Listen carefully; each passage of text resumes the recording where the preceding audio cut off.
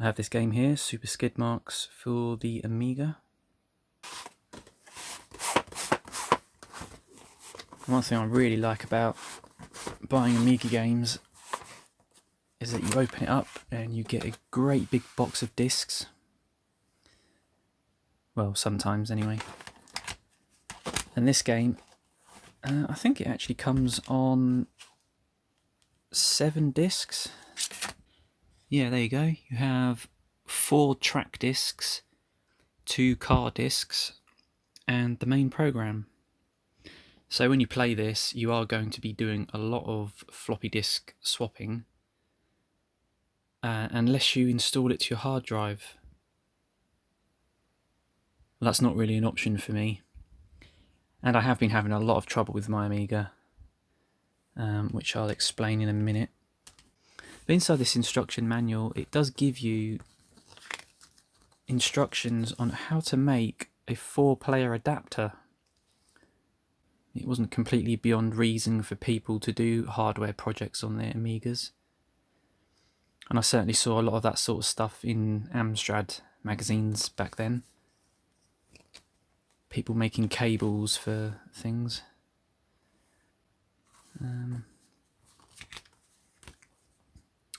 And I think after this was made, there was a couple of extra discs released as well for extra tracks and extra cars.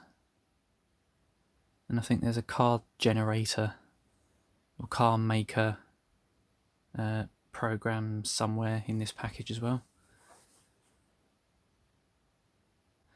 I have a lot of problems loading up games, and none of my hard drives work either. I think I might just have a slightly broken Amiga.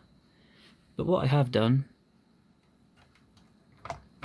is that I've plugged in one of my floppy disk drive emulators that uses a USB flash drive, and that lets me at least be able to play the games that I own. As I only do videos of games that I own, hence the name Games I've Got, and this is a game that I do own, just imagine me plugging this into my floppy disk drive and loading up the game that way. Whenever I see this screen, it makes me think that it's not working properly, but this is actually how it loads up. And even though this is loading from a USB flash drive, it loads at exactly the same speed that it would from a floppy disk. Couldn't get it to work from the floppy disk.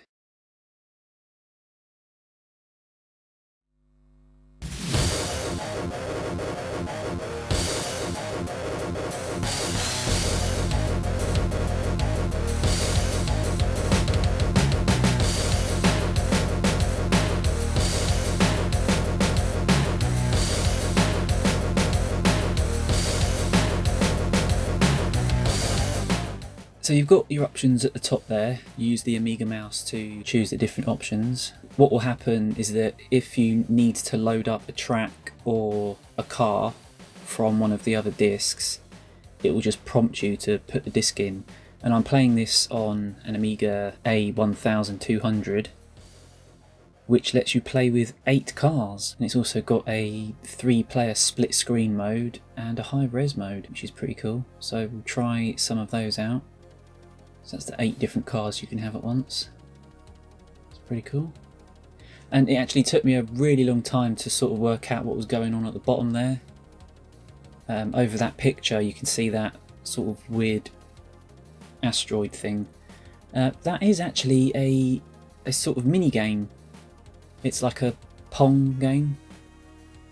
Now you're going to have to forgive me here because there's a little bit of an issue with the difference between the real floppy disks and the disk images that I downloaded, because the disk images that I downloaded don't have the same names as the floppy disks. It doesn't say program disk, card disk 1, track disk 1 or whatever, it's just disk 1 to 8. I had to flick through the different files to get the right one. Of course I'll cut a lot of the loading out.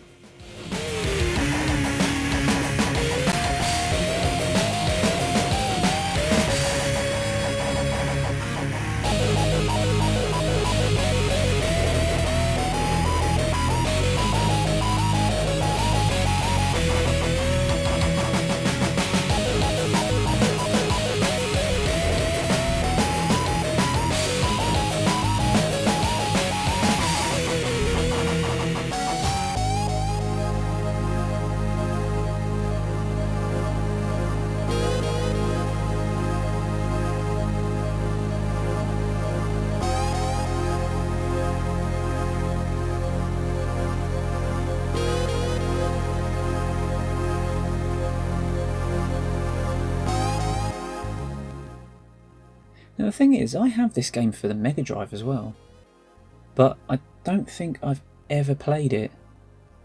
And I ended up buying it for the Amiga without ever having played the Mega Drive version. It's really weird because I didn't really think they were the same game. Because the Mega Drive one was published by Codemasters. Alright, well, we've got a track. Now all we need to do is find the right disc for the cars. Oh, there we go, we're in.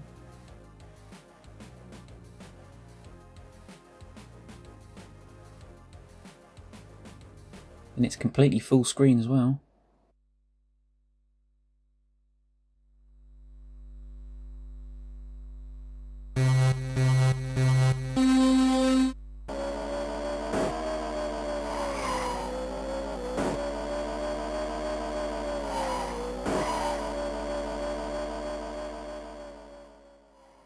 So it looks to me like there's a hell of a lot of different animation for these different cars, because they sort of bobble around from side to side as well, don't they? So that's probably why they take so much space on each disc.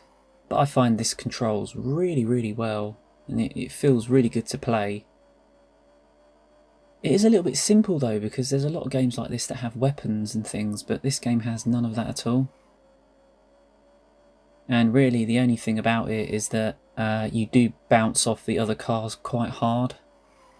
So what you can do is you can just about get yourself in front of one of the other cars. You can sort of launch yourself forward.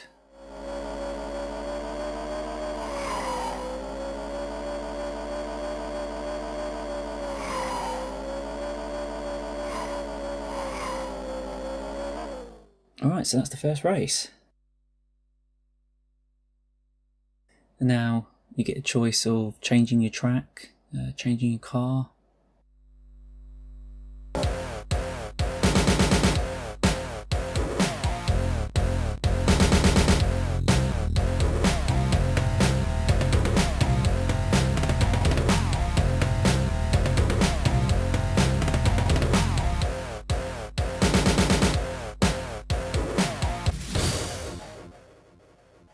Right, I'm back here, so let's switch it to high res. Shall we choose a different car? So I've got to find the car disc again, unless that's what's already selected.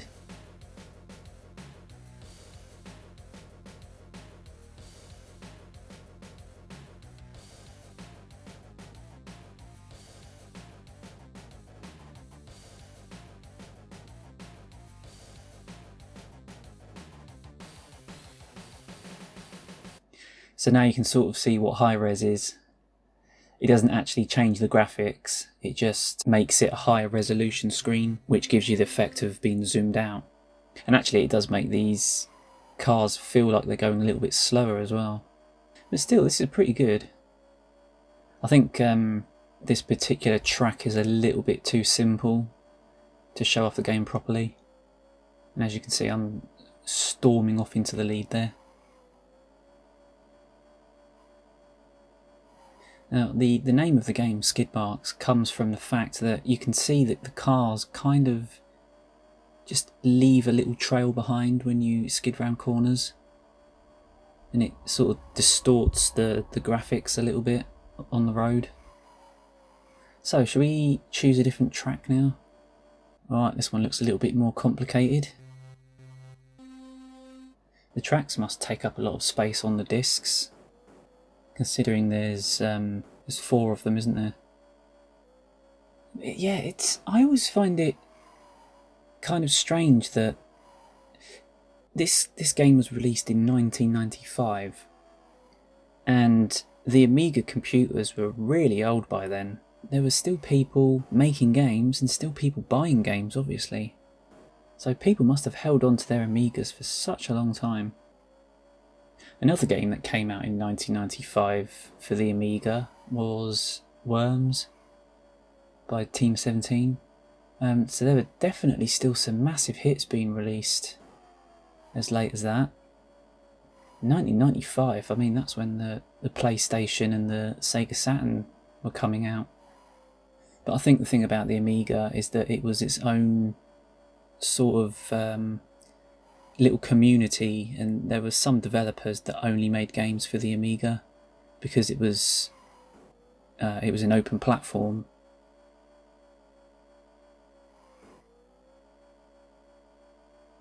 So you can sort of see that if you bump into someone, you do get knocked quite far. So you can get quite a big boost by just cutting in front of someone.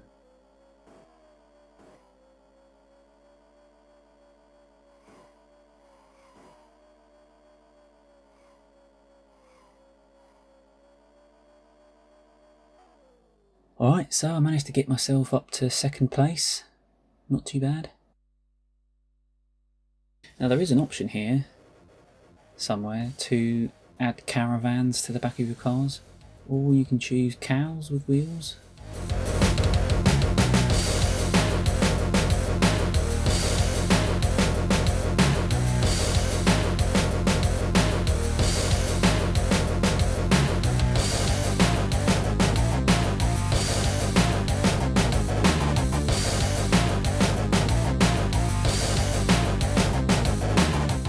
Yeah, so having caravans limits you to only 4 cars. It's a little bit odd though that you have to use the mouse on this. You have to use the mouse on the title screen here, but you can't use the mouse after a race. You have to use the controller. Alright, so I'll skip all this loading straight to the race. And away we go. Bloody hell.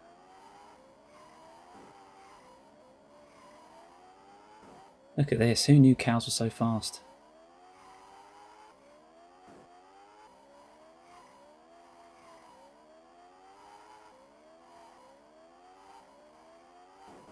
Oh, that bounced me back quite a bit.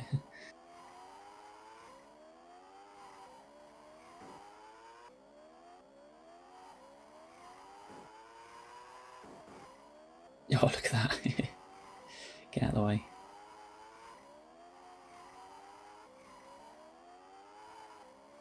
There's no stopping me now.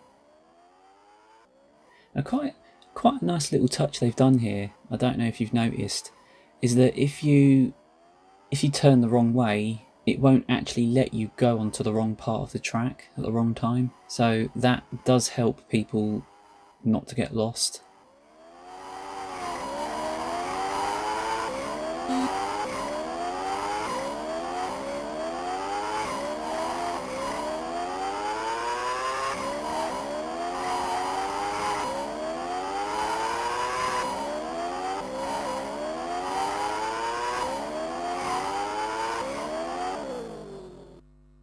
Wow, I won that one by miles.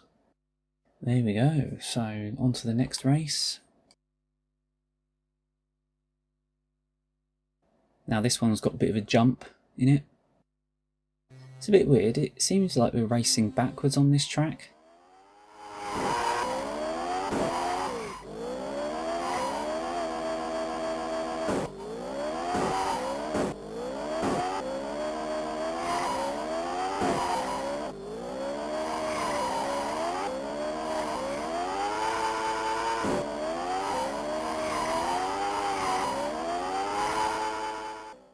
Oh, what happened?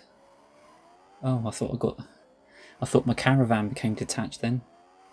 Something a bit weird about that jump. Am I in second? No, I'm in third.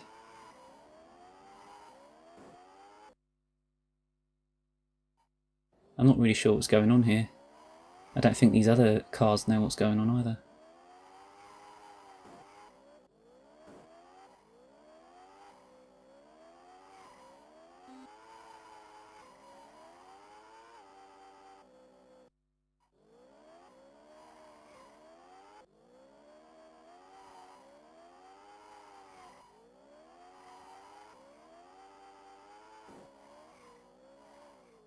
Alright, I'll have to settle for second.